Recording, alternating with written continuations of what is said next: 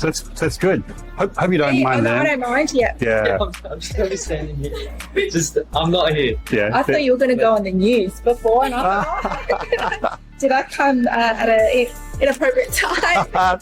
No, not at all. No. Sorry about this. Yeah, just part of my marketing. Yeah, sure. Things. Yeah. Yeah, but yeah. So about this property. Yeah.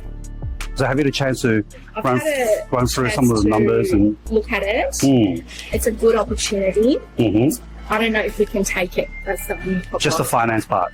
The finance and the amount of capital. So without vendor finance, because you know our situation, so anything over and above what we're able to settle on a standard terms requires, creative strategies. Yes. Either options, vendor finance is going to be one of those options. Yeah, So for I'm sure. not sure how we can settle on that if we're not willing to provide vendor finance. Yeah. Well, I think this is the part where the negotiation comes in. Yeah. So, stage one is making sure that the asset is viable. Yeah. And there is a clear and executable strategy. Yeah. And then obviously an exit strategy at the end.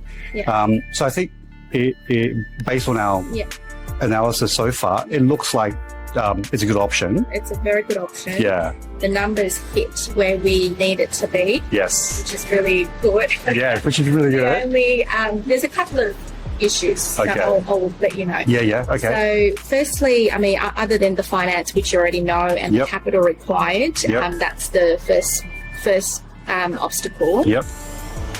The other risk that I see is if the major tenant moves on, because they are a big contributor in terms of rent, the issue is we don't have additional capital to service the property. When it's vacant? When it's vacant. Okay. And let's say if they do vacate and we're able to lease it out, like chop it up into smaller units, we'd be able to get good rental for those spaces. I'm not confident that we'll be able to rent out the hard stand. Okay. Yeah, the hard stand. Okay. Which means, yes, the option to build and construct is really good because there's an additional couple of $1 million there. Yeah. But without the income to support it, I think that's our other concern. Okay. That's okay. I think it comes down to how we can structure the deal. Okay. So obviously the financing side of things will come from the vendor. Yeah. There's no doubt about it. Yeah. And then once you're in the property, because don't forget, you still got 18 months before the lease expires. Yeah. So there's still a lot of time to do a number of things.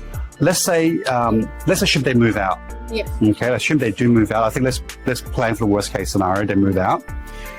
We know that we'll probably get at least 6 to 9 months notice because a tenant of that size, they'll need that much. To know. I haven't read the lease yet. But I'm pretty sure you have a standard clause in there. They have to give notice and all that type of stuff. Are they providing the leases at this stage? Because without that, we don't usually make any offers. Yeah, so I haven't got it yet. Let's ask for it. Yeah. Okay. Yeah, yes, that's one of the things that I've written down I need to get is the contract and the leases. Yeah, so we'll get that. We'll go through it. But if they do move out, we'll probably know at least 6 months in advance. So that's going to give us probably just enough time to find a replacement tenant. Yeah. Okay. 9 months, yeah. 6 months might be a bit. 6 to 9 months, yeah. Because the lease negotiation usually takes a little time. Yes, it does. It does. But I know the warehouse will get leased like that. No doubt about it. The office might take a little bit longer. The hard stand, there's two things we could do. One is ideally we find someone like for like. Take the hard stand and the warehouse. And there are tenants out there like that. There are.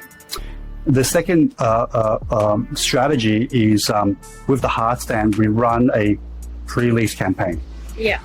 Okay, so we might spend a couple $1,000s just drawing up some plans. An architect will draw some plans and we'll start approaching some tenants. Okay, and get a pre-lease done.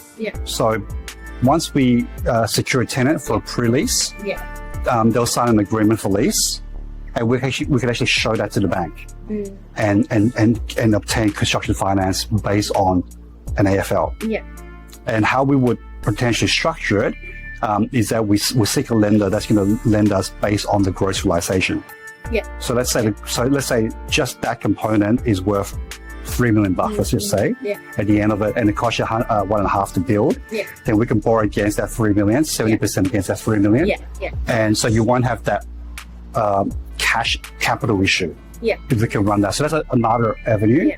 But obviously, the best case scenario is we can renegotiate a stay put. Yeah.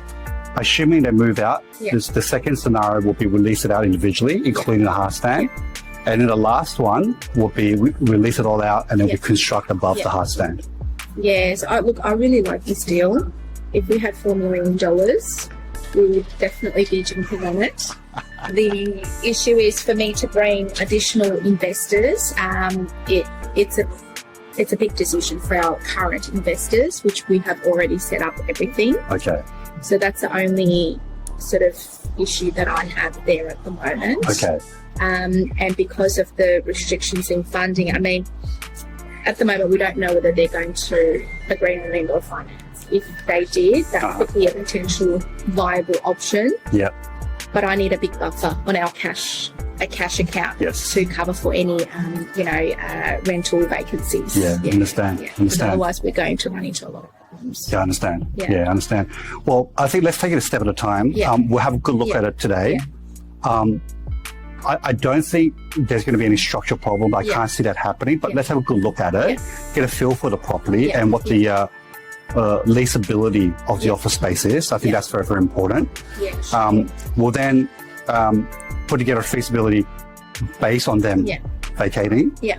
Okay, and we'll do a feasibility based on the two scenarios that I mentioned. Yeah. Leasing it like for like, leasing it individually, and constructing the hard stand. Yeah. And then we'll also work out how we can potentially fund it. Yeah. And then we'll draft up a letter of offer that's going to suit us. If it doesn't suit us, obviously we can't commit to the deal. I mean, I already know the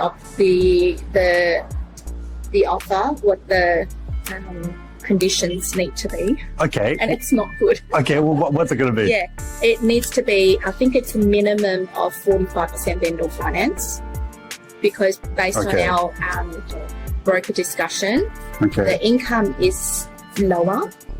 So therefore, from a lease stock perspective, we can only get, I think, about 55%. If that. Not 55, about 50%. Yeah, okay. We need to leave a bit of a buffer as well. Okay. Because there's a lot of unknown with vacancies, which can cost us $500,000 at a time. So it's just a very risky deal for us. Okay. If we had $4 million, that's not going to be an issue. Yeah. Like I said, we don't need that. Okay. Give it to another investor. Give it to another, Mocha, isn't it? Yeah, thank you. And that's a cappuccino. Thank you very much. Yeah.